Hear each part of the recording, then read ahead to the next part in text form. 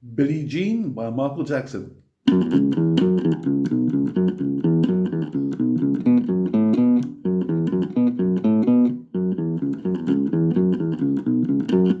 Now this personally is one of my favorite bass lines. I think it's a bass line, bass riff that all of us will really enjoy doing.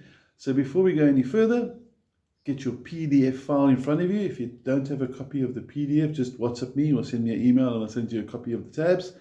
And let's start off with what is our fretting hand doing at the top of the neck. There's two finger combination approaches you may use. You can use your first finger and the pinky, and notice I've numbered mine. First finger, pinky is number 4. So you can use this combination. Or if you prefer, you may use your ring finger, finger number 3, like this. Now, personally, I find that fingers 1 and 3, when it's so low down the guitar neck, is quite a big stretch. I can feel the stretch pulling a bit across my hand here. So, although I normally like to have one finger per fret, this is one of the exceptions where I sort of find my first finger and my pinky work very, very well together. And for those that haven't trained their pinky as well as they'd like to have, this is a nice opportunity to get your pinky working really well. Now I'm going to take you step by step, note my note through it, and we're opening up on fret 4 on the 2nd string. Now I'm going to use the pinky, but like I said, you may use your ring finger. Not too fussy about that. Okay, after the 4, you sort of hop across very quickly from the 2nd to the 3rd string. So it's a nice, quick, clean move. And then your first finger is sort of already by the 2nd fret on the 2nd string. So if you notice what my first finger is doing, it's not really moving much. It's sort of pre-positioning itself to help us get the riff working better. Your 4th note, 4 again, but on the 2nd string, back to 2 on the 2nd string, and now you cross across to the 3rd string again, 4, 2, 4. So slow motion, top view, 2, 3, 4,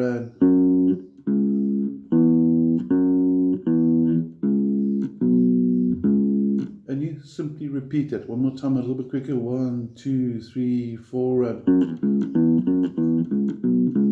we got it. Now, I want to quickly just have a look at what is our picking hand doing, because there's a very cool technique I'd like to just share with you quickly. You'll notice that whatever string I'm going to play, like for example, the first note is there, right? It's going to be on the 2nd string. What's my thumb? It's resting on the 3rd. And the function or purpose of that is to silence the string. So when I play this string and also the side of the thumb is actually touching the top string too. So my thumb is serving as a damping mechanism to silence strings that might perhaps vibrate at loud volumes. Now when I go from there to the 3rd string, watch how my thumb jumps up across. See this movement? If I was going to the 1st string, which I'm going to do later, my thumb is always the string above that I'm playing. So if I'm playing on the 1st, my thumb's on the 2nd. If I'm playing on the 3rd, my strum's on the 4th. Now, if I were to play on the 4th string, I would just have my thumb sort of slightly above it, so it's still close. So try and avoid this movement, because your hand opens and closes and you lose your damping. Okay, one more time, watch the thumb move.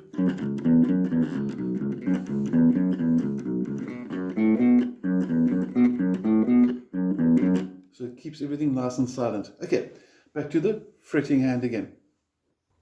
Quickly going to revise what you just learned now, and we're going to play it through twice in a row. So you're looking at your first 2 bars, so it's going to sound like this: 2 and 3 and 4 and.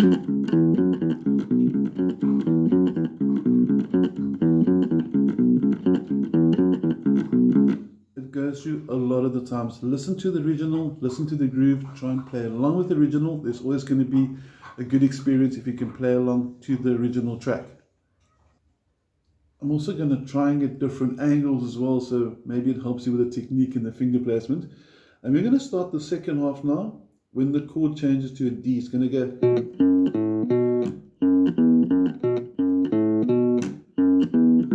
Simple as that. Okay.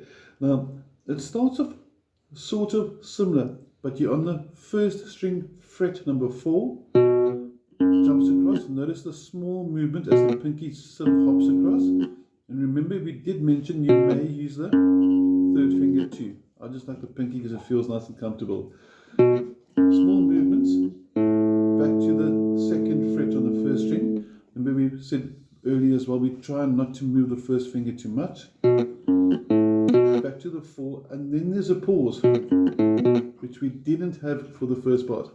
And we finish off with 4, 2, 4 on the second string. So wait for the gap there. Sorry. Gap. Gap. And notice the second time I ended over here, because if you look at the second bar of the second part, it's going to start the same, gap, and then it goes 4, 2, the same as you did previously, but we end with the 4 on the third string. Okay, now we're going to get a different view, and we're going to try and take it the whole way through. I'd like you to try and play it through with me. And just to give you a sort of a pre-rundown what I'm going to do, I'm going to play this riff total of 4 times, and after the 4th time I'm going to go to, and then I'm going to come back to the original initial riff twice, and then I'm going to end it just as a practice run. And then obviously once you've got that, you've got the basics that you need for the song, and then you can try it along with the original. Okay, here we go. 1 and 2 and 3 and 4 and...